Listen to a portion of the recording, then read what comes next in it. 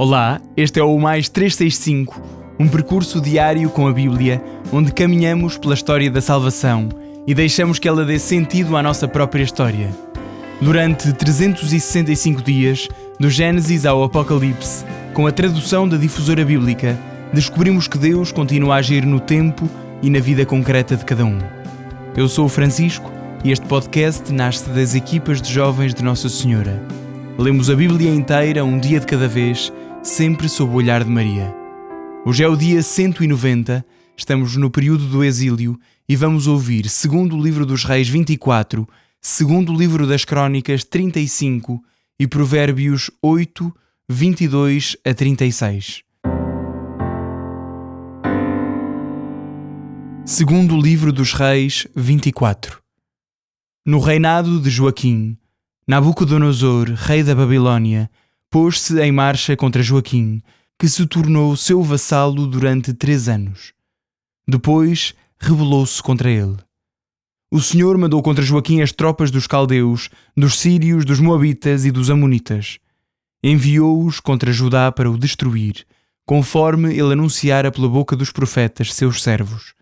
Isto aconteceu a Judá por ordem do Senhor, para afastá-lo da sua presença, por causa dos pecados cometidos por Manassés e por causa do sangue inocente que derramara, inundando Jerusalém de sangue inocente.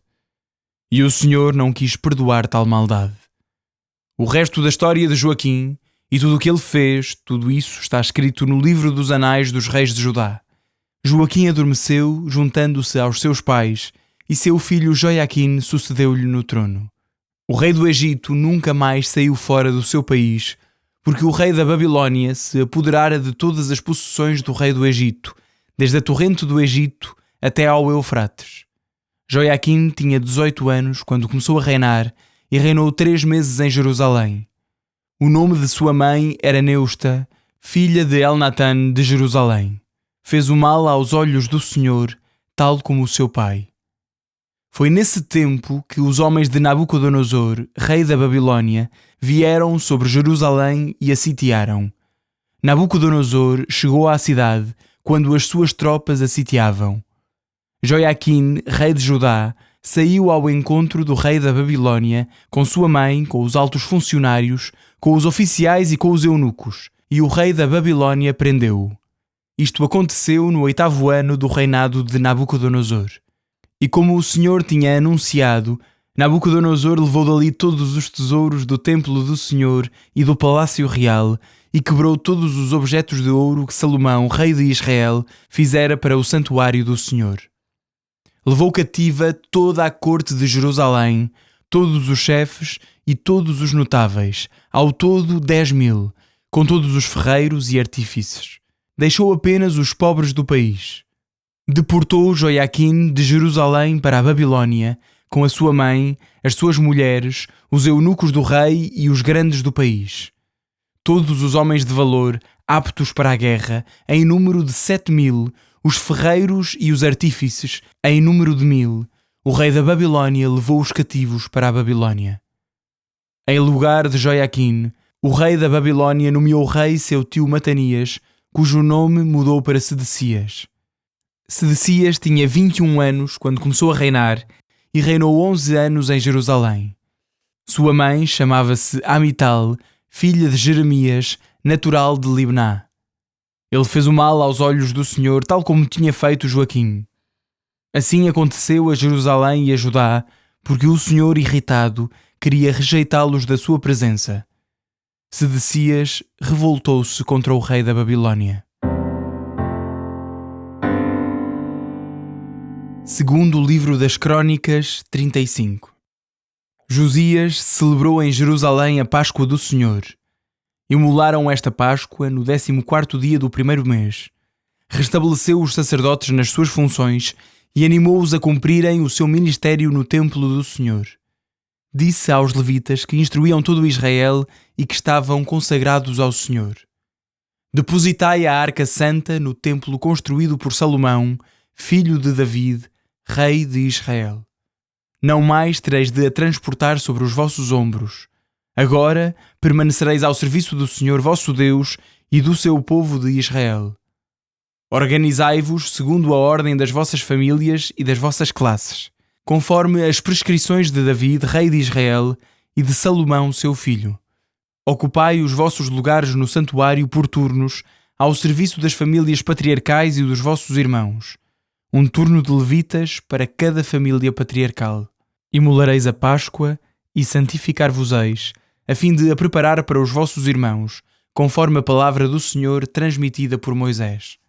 Josias deu ao povo, a todos quanto ali se encontravam, gado miúdo, cordeiros e cabritos em número de 30.000, tudo para a Páscoa, e acrescentou 3.000 bois, tudo tirado do património real. Os funcionários do rei deram também, espontaneamente, presentes ao povo, aos sacerdotes e aos levitas. Hilquias, Zacarias e Jeiel, prefeitos do templo de Deus, deram aos sacerdotes para a Páscoa 2.600 cordeiros e 300 bois. Cananias, Shemaías e Natanael, seus irmãos, Asabias, Jeiel e Josabade, chefes dos levitas, deram aos levitas para a Páscoa 5.000 cordeiros e 500 bois. O serviço foi preparado do seguinte modo: os sacerdotes tomaram o seu lugar e os levitas as suas funções, segundo a ordem que o rei determinara. Imolaram o cordeiro pascal. Os sacerdotes derramavam o sangue que recebiam das mãos dos levitas, enquanto estes esfolavam as vítimas. Puseram à parte os holocaustos para os dar aos grupos das famílias do povo, para que os oferecessem ao Senhor, como está prescrito no livro de Moisés. Fizeram o mesmo com os bois. De acordo com o rito prescrito, assaram o cordeiro pascal no fogo. Cozeram as oferendas consagradas em panelas, caldeirões e sertãs, e depois distribuíram-nas a todo o povo. Em seguida, prepararam tudo para si e para os sacerdotes, pois os sacerdotes, filhos de Arão, estiveram ocupados até à noite em oferecer os holocaustos e as gorduras. Por isso, os levitas prepararam as carnes para si mesmos e para os sacerdotes, filhos de Arão. Os cantores, filhos de Asaf, estavam no seu posto, segundo as disposições de David, de Asaf, de Amã e de Jedutun, vidente do rei. Os porteiros estavam cada um na sua porta. Não precisaram de abandonar o seu posto, porque os seus irmãos, os levitas, prepararam tudo para eles. Assim se organizou naquele dia todo o serviço do Senhor, segundo a ordem do rei Josias, para celebrar a Páscoa e oferecer os holocaustos no altar do Senhor. Os filhos de Israel ali presentes celebraram naquela data a Páscoa e a festa dos ázimos durante 7 dias. Nenhuma Páscoa semelhante a esta fora celebrada em Israel, desde o templo do profeta Samuel. Nenhum rei de Israel celebrara uma Páscoa semelhante àquela que celebraram Josias, os sacerdotes e os levitas, com todos os de Judá e Israel ali presentes, e os habitantes de Jerusalém. Foi no 18º ano do reinado de Josias que se celebrou esta Páscoa. Depois de tudo isto e da reparação do templo feita por Josias, Necau, rei do Egito, marchou sobre Carquemis, pelo Eufrates, com uma expedição militar. Josias saiu-lhe ao encontro. Necau enviou-lhe mensageiros para lhe dizer: Nada tenho a ver contigo, rei de Judá. Hoje não venho contra ti, mas contra uma dinastia com a qual estou em guerra. E Deus disse-me que me apressasse. Não te oponhas a Deus, que está comigo, pois ele deitar-te-á a perder. Mas Josias não quis voltar atrás porque procurava uma ocasião para o atacar. Longe de escutar as palavras de Necau, vindas da boca de Deus, atacou-o na passagem de Megiddo. Os arqueiros dispararam sobre o rei Josias e o rei disse aos seus soldados: Levai-me porque estou gravemente ferido. Eles tiraram-no do seu carro, colocaram-no num outro que ali havia e levaram-no para Jerusalém. Morreu e foi sepultado no sepulcro de seus pais. Josias foi chorado por todos os habitantes de Judá e Jerusalém. Jeremias compôs uma lamentação fúnebre sobre Josias. Todos os cantores e cantoras repetem ainda hoje as suas lamentações. Isto tornou-se lei para Israel. Estes cantos fúnebres estão escritos nas lamentações. Os outros atos de Josias, as suas boas obras, segundo o que está escrito na lei do Senhor, os seus feitos e façanhas, dos primeiros aos últimos, tudo isso está escrito no livro dos reis de Israel e de Judá. Provérbios 8, 22 a 36. O Senhor criou-me como primícias das suas obras, desde o princípio, antes que criasse coisa alguma. Desde a eternidade fui formada, desde as origens, antes dos primórdios da terra. Ainda não havia os abismos e eu já tinha sido concebida. Ainda as fontes das águas não tinham brotado. Antes que as montanhas fossem implantadas, antes de haver outeiros, eu já tinha nascido. Ainda ele não tinha criado a terra, nem os campos, nem os primeiros elementos do mundo. Quando ele formava os céus, ali estava eu.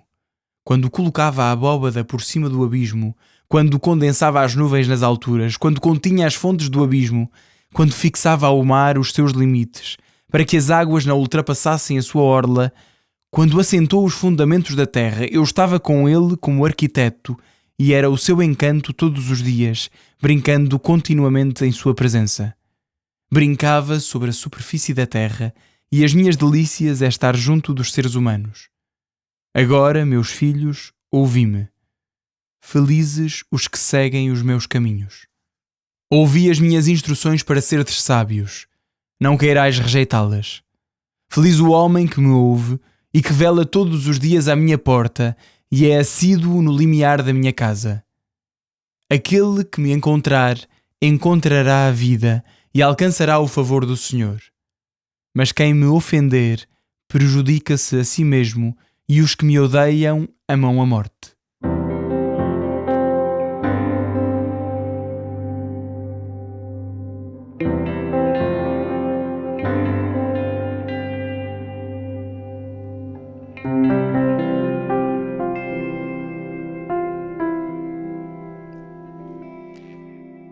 Olá, eu sou o Padre João Moita, sou padre das equipas de jovens Nossa Senhora. É uma alegria fazer convosco este caminho diário pela Sagrada Escritura e fazemos sempre este percurso acompanhados por Nossa Senhora, que medita e guarda a palavra no silêncio do coração. Ao abrirmos mais uma vez a palavra de Deus, peçamos a graça de não ficarmos apenas nos acontecimentos, nas personagens ou nas lições morais. Toda a Escritura é um caminho que nos conduz a Cristo, palavra eterna do Pai, centro da história da salvação e resposta definitiva às esperanças do coração humano. Hoje encontramos 3 textos muito diferentes, mas que convergem numa mesma verdade. Deus permanece fiel e continua a oferecer a sua sabedoria e a sua salvação, mesmo quando o homem se afasta dele. No segundo livro dos Reis, no capítulo 24 que escutamos, vimos como um dos momentos mais dramáticos da história de Judá realiza-se hoje. A infidelidade do povo e dos seus governantes conduz à invasão babilónica e ao exílio. Jerusalém é humilhada, a nação perde a sua independência e parece que todas as promessas feitas por Deus à casa de David estão em perigo. À primeira vista, este capítulo fala de derrota, mas lido à luz de Jesus, revela algo mais profundo. Quando as seguranças humanas desmoronam, Deus continua a conduzir a história para o seu verdadeiro rei. A dinastia de David parece enfraquecida, mas não desaparece. Séculos mais tarde, dessa mesma linhagem nascerá Jesus, o filho de David, cujo reino jamais terá fim. A tragédia do exílio recorda-nos que o pecado tem consequências reais. Contudo, também nos ensina que a misericórdia de Deus é maior do que as nossas infidelidades. Mesmo nas ruínas da história humana, Deus prepara silenciosamente a redenção. As leituras de hoje convidam-nos a olhar para além dos fracassos imediatos.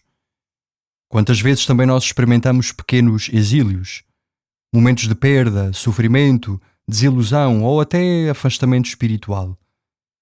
Nesses momentos, podemos pensar que Deus nos abandonou, mas a história da salvação mostra precisamente o contrário. Muitas vezes é nas aparentes derrotas que Deus prepara as suas maiores vitórias. No segundo livro das Crônicas, encontramos a figura luminosa do rei Josias. A celebração da Páscoa promovida por ele representa um dos grandes momentos de renovação espiritual do povo. Josias procura conduzir Israel de volta à fidelidade da aliança. Contudo, apesar da sua santidade, do seu zelo até, a sua morte marca o fim de uma esperança humana de reforma duradoura. Também aqui, a Escritura aponta para Cristo. Josias foi um rei justo, mas não pôde salvar definitivamente o seu povo. Jesus será o verdadeiro rei justo, que não apenas restaura o culto, mas oferece a si mesmo como o cordeiro da nova e eterna Páscoa. Por fim, no texto que ouvimos hoje do livro dos Provérbios, escutamos um dos mais belos hinos à sabedoria divina. A sabedoria apresenta-se como um presente junto de Deus desde o princípio, participando de algum modo na obra da criação e alegrando-se entre os filhos dos homens. Os primeiros cristãos viram frequentemente neste texto uma antecipação do mistério de Cristo. O Filho Eterno é a sabedoria de Deus feita carne. Aquela sabedoria que estava junto do Pai desde toda a eternidade veio habitar entre nós para nos conduzir à vida. É por isso que a passagem termina com um convite tão atual: feliz o homem que me escuta. Escutar a sabedoria é para nós escutar Cristo.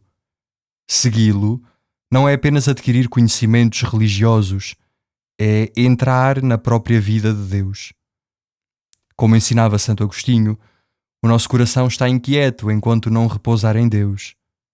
Toda a busca da sabedoria, toda a procura da verdade e toda a sede de felicidade encontra o seu cumprimento em Cristo. Convido-vos, queridos amigos, a perseverar também neste caminho que fazemos. Há dias de maior cansaço, às vezes não temos tanto interesse no que ouvimos, talvez a voz que escutamos não atraia tanto. Espero que não aconteça comigo. Coragem, este é um caminho muito bonito. Peço-vos agora que rezem comigo. Senhor Jesus Cristo, sabedoria eterna do Pai, Tu permaneces fiel mesmo quando nós vacilamos. Quando atravessarmos os exílios da vida, ajuda-nos a confiar que a Tua providência continua a agir. Concede-nos um coração dócil à Tua palavra, para que aprendamos a reconhecer a Tua presença em cada página das Escrituras e em cada acontecimento da nossa história, e que a Virgem Maria, sede da sabedoria, nos acompanhe no caminho da escuta, da confiança e da perseverança, até o dia em que contemplaremos o Teu rosto na glória. Amém. Até amanhã, se Deus quiser.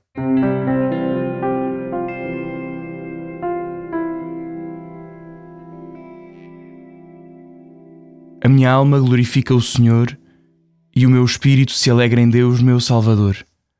Porque pôs os olhos na humildade da sua serva, de hoje em diante me chamarão bem-aventurada todas as gerações. O Todo-Poderoso fez em mim maravilhas, santo é o seu nome. A sua misericórdia se estende de geração em geração sobre aqueles que o temem. Manifestou o poder do seu braço e dispersou os soberbos. Derrubou os poderosos de seus tronos e exaltou os humildes. Aos famintos encheu de bens e aos ricos despediu de mãos vazias. Acolheu a Israel, seu servo, lembrado da sua misericórdia, como tinha prometido a nossos pais, a Abraão e à sua descendência para sempre. Glória ao Pai, ao Filho e ao Espírito Santo, como era no princípio, agora e sempre. Amém.